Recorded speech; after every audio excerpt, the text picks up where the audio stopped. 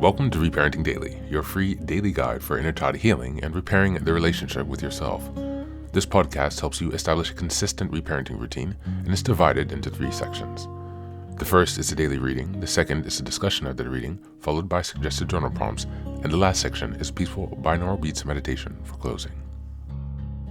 Good morning, good afternoon, and good evening from whenever and wherever you're joining us. I'm so glad that you could join us on this journey of self-expansion. If this is your first time here, welcome.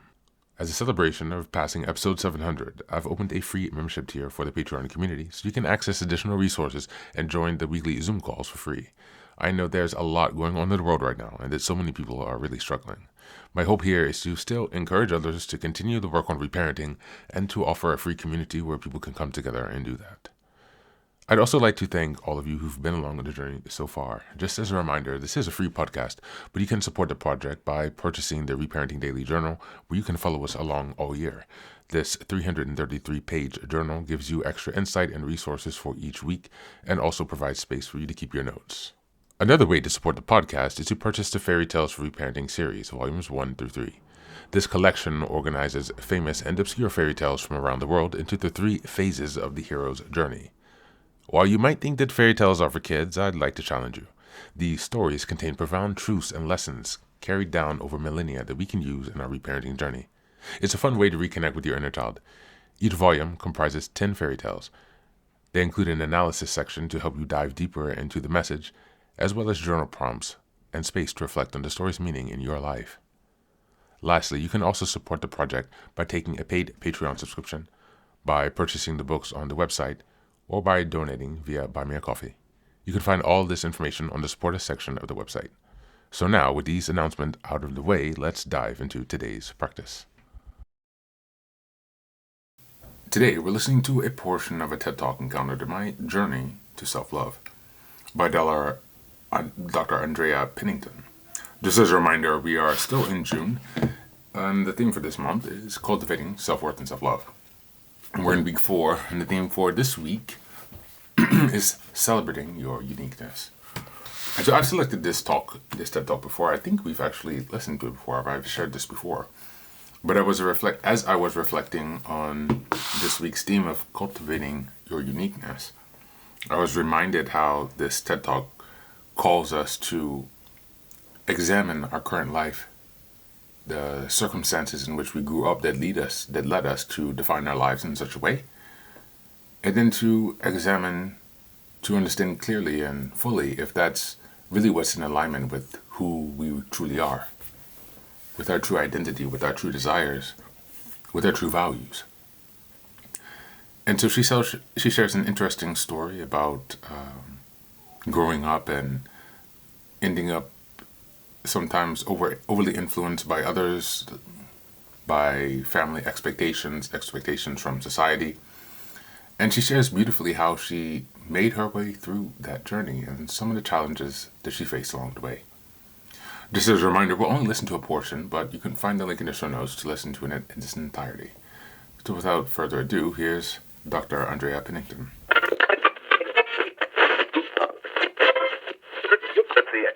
Could you look yourself in the mirror and say, "I love you, me"? A few years ago, I couldn't. Saying those 4 words would have been really difficult. I did not love myself, and I didn't see what could possibly be lovable about me. Well, I've come a long way since then, and now not only will I say those words, I will sing them for you as well. Today, I'll share a bit of my healing journey from self-hatred to real self-love. It's the true story of how music saved my life and set me free from several diagnoses, including depression. I was born in Nevada, and when I was 3 years old, my parents got divorced. My mother then moved our family to Denver, Colorado, so she could finish medical school. When she got into private practice, I was shuffled between school and the babysitter and my older sister. When it was the weekends, I begged my mom to go to the hospital with her. So as she did her patient rounds, I would hang out in the gift shop.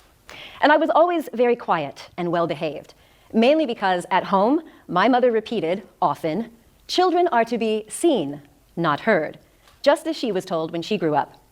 Now, the conversations on the phone with my father were mainly about how I was doing in school.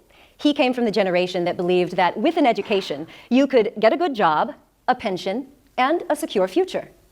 So when he found out that I was performing in a music recital or a school play, I often heard the tone of disapproval in his voice.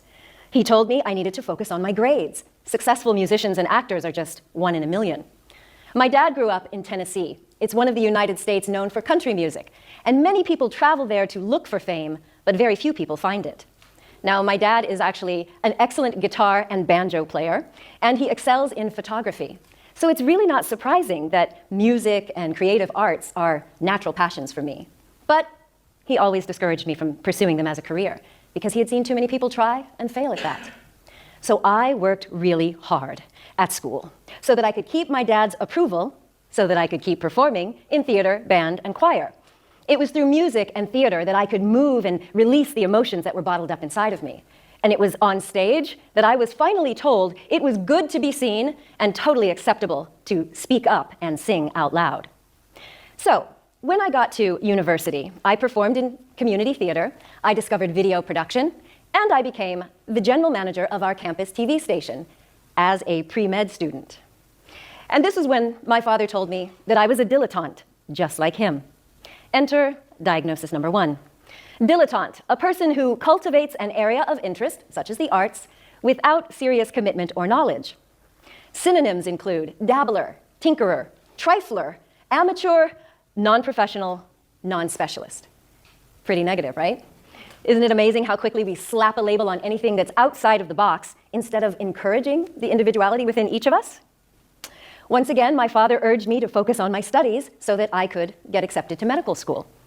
And I felt the need to hide and downplay my true passions and interests. I didn't want to be seen as not serious. So from childhood to early adulthood, I became a chameleon. I did everything I could to look, sound, and behave in serious, acceptable ways. And over time, I noticed this growing sense of unease. I never quite felt comfortable in my own skin. I didn't feel like I was good enough. And I was terrified that someone would find out I wasn't smart enough. And sadly, I never got to enjoy the fruits of my hard labor. Getting all A's on a report card or a standing ovation didn't make me feel good about myself or proud. In fact, my self-worth never increased based on the things I did. But I still tried really hard to be perfect. And I remember feeling intense shame anytime that urge for creative expression bubbled up inside of me. It was not a fun way to live, and I was pretty sad and alone. When I got to medical school, I studied day and night.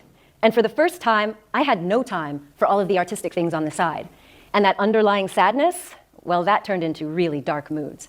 So I went to Student Health Services to get some help. And that's when I received diagnosis number 2, depression. The doctor gave me 3 prescriptions, 1 for antidepressants, 1 for sessions with a therapist. Now, the therapy sessions were actually helpful. It felt good to finally confess how stressed and sad I was. The antidepressants, though, they just made me feel numb. Instead of low moods, I felt flat. But the 3rd prescription she gave me was the most effective and the most surprising. When I applied for medical school, this same doctor interviewed me, and I was surprised that she remembered that I played classical piano. She asked, "How often do you play piano now?" And I looked at her like she was crazy. Who has time for playing music when you're surrounded by brainiacs who seem to know everything already when I have to study constantly? She suggested that I play piano for 30 minutes a day. And when I looked at her like she was off her rocker, she said 30 minutes a week. To this doctor, it seemed completely logical and totally acceptable that I should engage in an activity that brought me joy. And expressing myself through music always felt good, yet I denied myself that pleasure when I needed it most. My mind had been so programmed to deny, shut down, and belittle myself for my creativity that I was really suffering.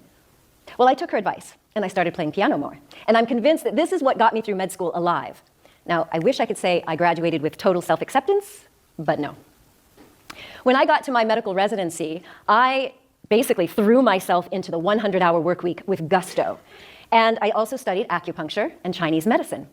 And once again, I heard a judgmental voice telling me I needed to seriously focus on just one thing.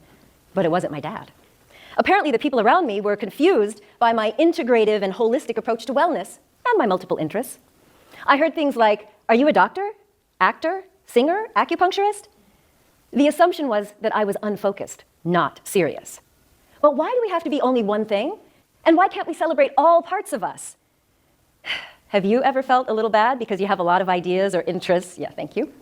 Lots of things you want to explore. Well, these people told me they thought I had ADD, Welcome to diagnosis number 3. Once again, I felt the need to suppress my authentic self even more. I became an aggressive go-getter, intensely driven to build up my credibility through advanced degrees, licenses, and certifications. The joke in the family was, Andrea has more degrees than a thermometer. And all of the shiny wealth that I earned did not spark any joy. Instead, I had these constant thoughts that it was never enough and nothing really mattered. And I woke up every day feeling totally empty. I dreaded leaving the house, and it was only a sense of obligation that motivated me to put on that happy face and rally for the daily grind. I was a functional depressive. Just 3 years into my professional career, I had published my first book, appeared on the Oprah Winfrey Show multiple times, and I regularly stood on stages flashing a smile from ear to ear. But that smile did not reflect true happiness. On the inside, I was miserable, but nobody knew it, because I hid that too. The price for driving myself so intensely and constantly searching for approval had given way to feelings of self-hatred and burnout. And like a dark, heavy cloak, depression became a constant presence in my life. It was as burdensome and constricting as a tight coat soaked through from the rain and dripping in black, sticky tar. And this cloak of depression had an oversized hood that would droop over my eyes, blocking my vision. It compressed my ears, muffling the rich sounds of life and the music of my heart. And worst of all, it allowed sad thoughts of hopelessness to sink into my mind. And then I hit rock bottom. In 2005, I asked God to take my life.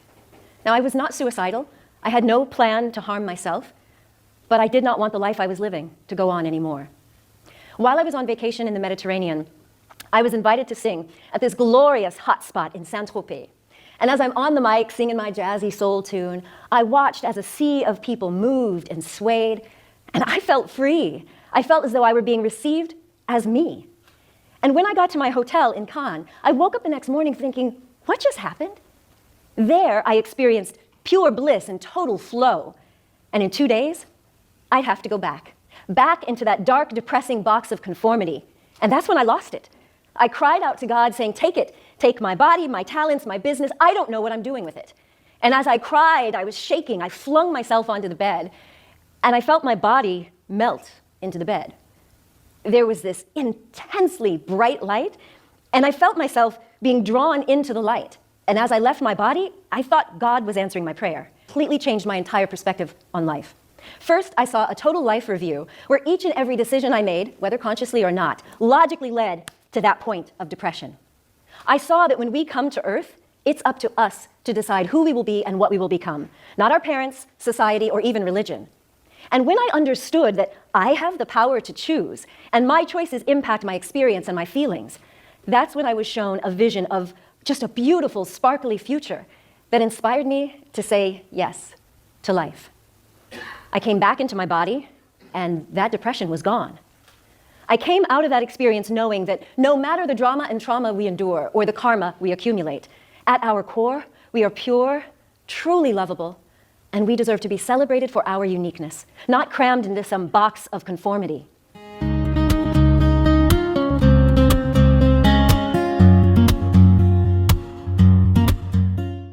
Hey guys, welcome back. I hope you enjoyed this TED Talk. It's quite amazing, actually.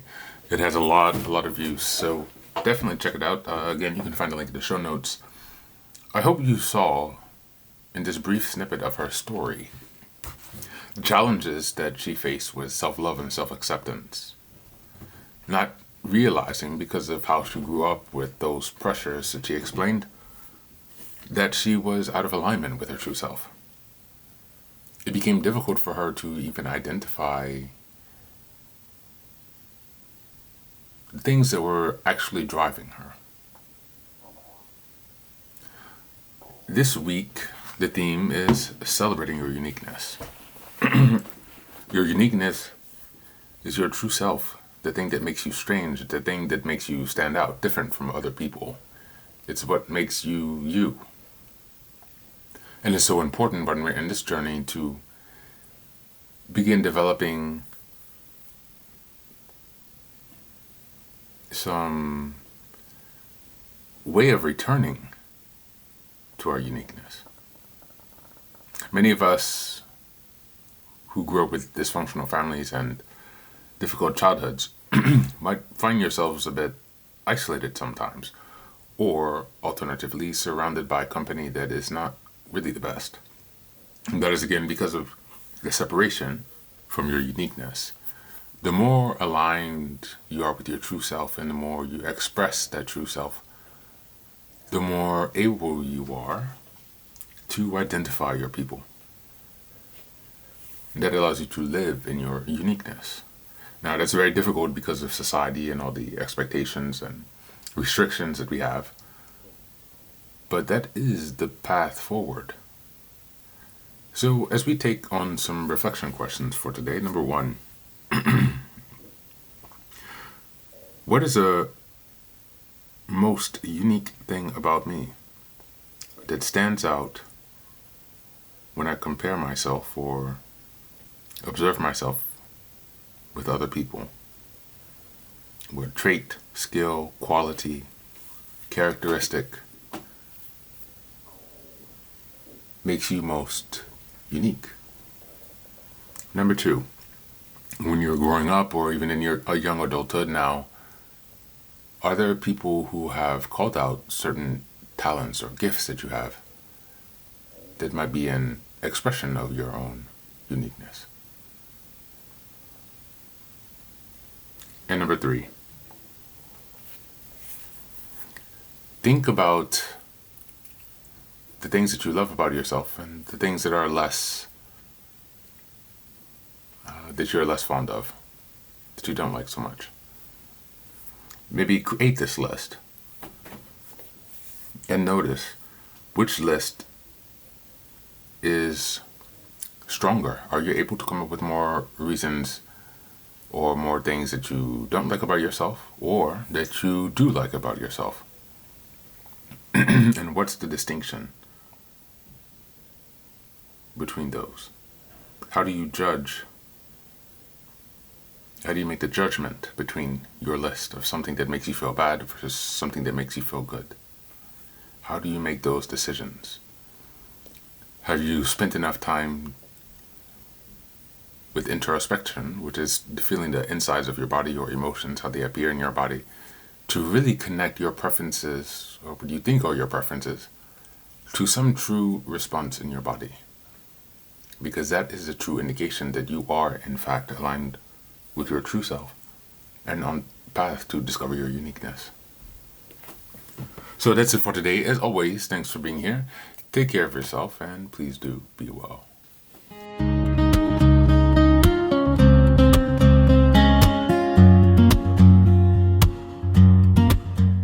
Welcome back.